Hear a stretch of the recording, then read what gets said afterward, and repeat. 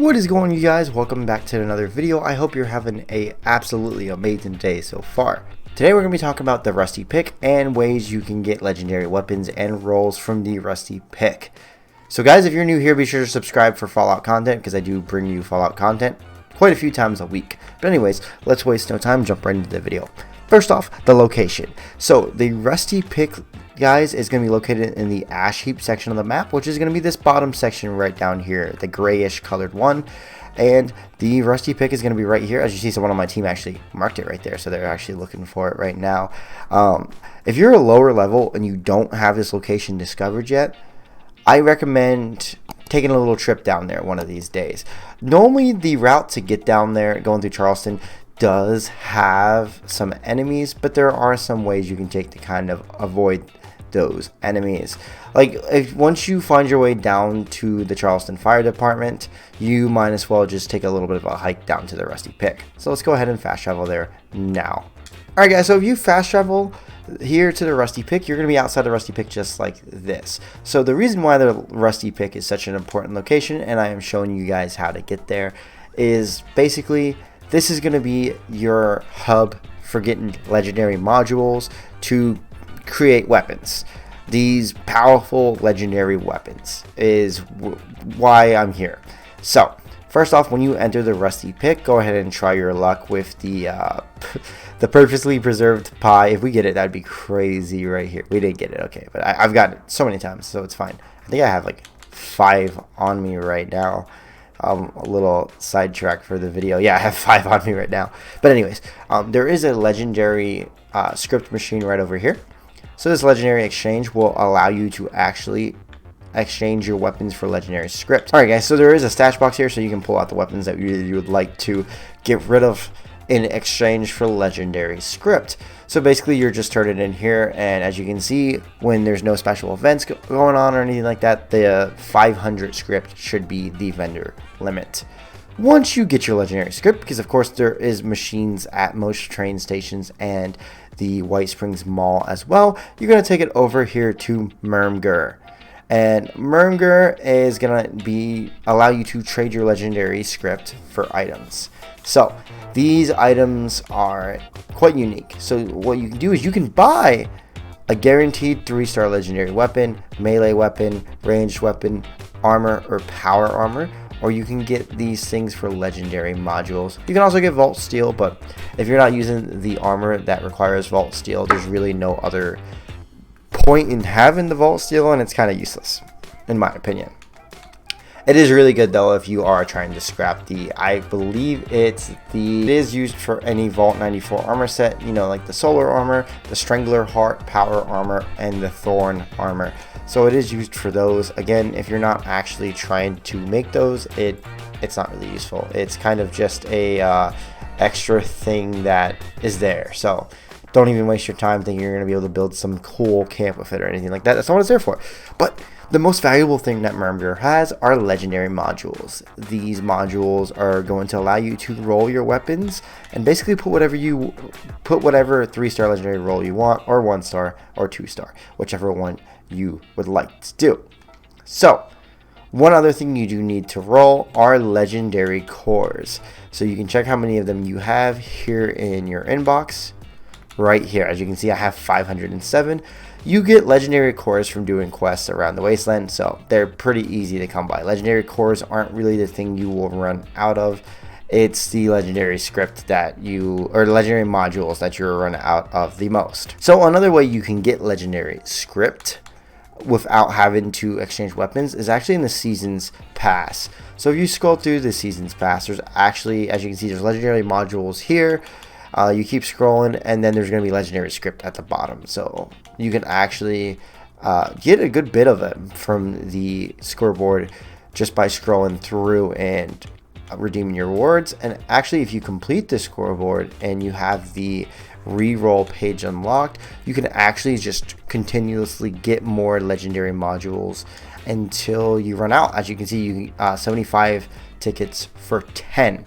And then legendary cores, if you are running out, you can spend 75 for 5. So keep that in mind for those two. You can easily get them through the scoreboard. But once you get your weapon, you're going to come down here to the bottom. That's right, you don't even have to fast travel to roll things. There is a armor workbench right here, a power armor workbench right here, as well as a weapons workbench. So just for video purposes, I'm going to craft a weapon right quick. Let's do a cryolator, because that's a fun weapon to have. We'll do a level 25 because I'm not trying to spend too much of my materials. I do have super duper on, so I would not be surprised if I end up with 2.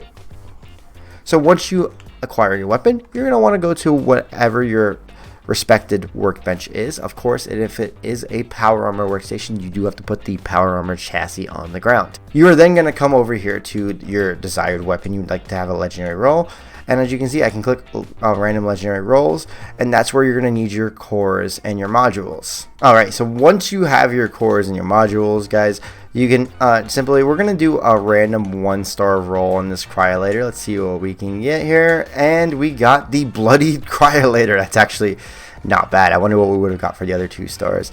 So I recommend, if you're gonna roll at all, do 3 stars. Don't just wait for the ones. Don't do the 1-star. You can do that. You can do that if you're lower level and you're very impatient. You just need a good weapon now. But the bloodied effect is really good. This is a really good roll, actually. Let's do one more. We'll do the handmade. So we're gonna do a 3-star roll, which does require 4 modules. So let's go ahead and do that, see what we can get. And we got the Junkies roll, which is another really good roll if you run the Junkies build. Unfortunately, I do not, so it's not good for me, but I'll be able to sell it in my camp for a little bit of caps. So that does help me as well. So same thing goes for armor.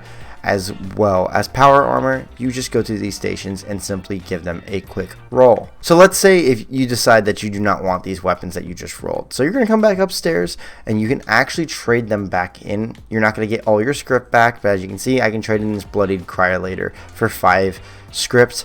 I do know there's going to be some people cringing around here because I know bloody is a very popular build. Not a lot of people use the cryolator, so I'm not feeling too bad on that one. The Junkies automatic handmade. This is actually a really good roll because, as you can see, you can get the plus 50 damage resistance while aiming and plus 25 weapon speed.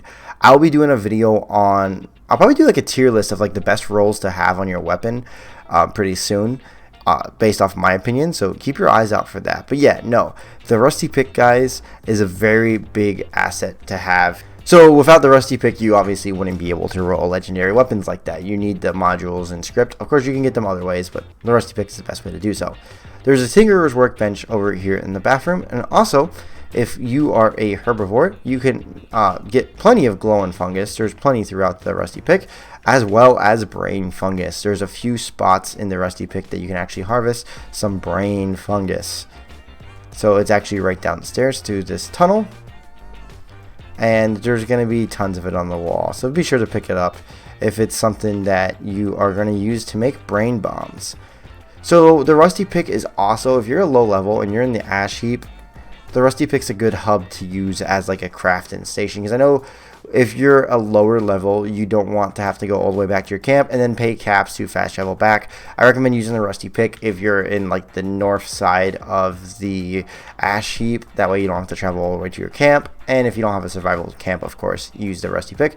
Another one you can use is actually Nuka World, which is going to be towards the bottom part of the ash heap. Use whichever one's closer to where you're actually running your current quest. That's going to save you caps from fast traveling, and trust me, those caps do add up in the long run. Alright guys, and that's actually going to be basically it. That's all I have for you on rolling your legendary weapons and getting script from the Rusty Pick, where to go with your legendary weapons and where to get more script from. I recommend, if you roll something that looks good, do some research to see if it's something you should sell in your camp, or something you should hang on to, or something you should get rid of right away. I will say anything really bloodied, 2-shot, quad, Junkies is pretty good. I want to say Instigating's really good as well. Anything like that, do some research on, see what your other 2 rolls are, see what it's going for on the market online, and maybe you have yourself a little treasure there that you can spend a good bit of caps on. Like, I do know my choo-choo gun, I have a bloodied explosive. I don't have it on me, it's in my stash box. I know I have right here My bloodied explosive shot choo choo gun at minus 20% action point cost is really good for a VATS build. So this is like a diamond in the rough for me. I have a few really good rolls on some of my weapons, so just do some research. You never know what you have. And also, like, doing any quest will probably give you a legendary weapon you can trade in for script, so definitely do like the events and quests that pop up around the wasteland. Like, for example, the event that's going on right now is Project Paradise. You will get a legendary weapon for actually completing this event, so make sure you do so. But guys, that's going to be it for me today. I hope this was a very informative video. Let me know what your best roll you ever got at the Rusty Pick was. Again, I will be doing a video on all the different kinds of rolls you can get for weapons and which ones are the ones that you should be considering them to be god rolls, because every now and then you're gonna get lucky. It does take a long time to actually roll something really good. I don't recommend actually purchasing the crates that Murmrgh has unless you want a random weapon, because most of the time it's not going to be a good weapon. The amount of times I end up with like some kind of troubleshooter's pipe rifle or something like that, it blows my mind. I had like a junkie's bow in one video in the past, which is cool. I don't use the bow though. But guys, I hope this video was informative. As I said before, thank you so much for 5,000 subscribers. It means the world to me. I have a video coming up for you guys thanking you for 5,000 subscribers, where I'm gonna go through the comment section and answer a bunch of your comments. Hope guys, as always, I'll catch y'all in the next one. Deuces.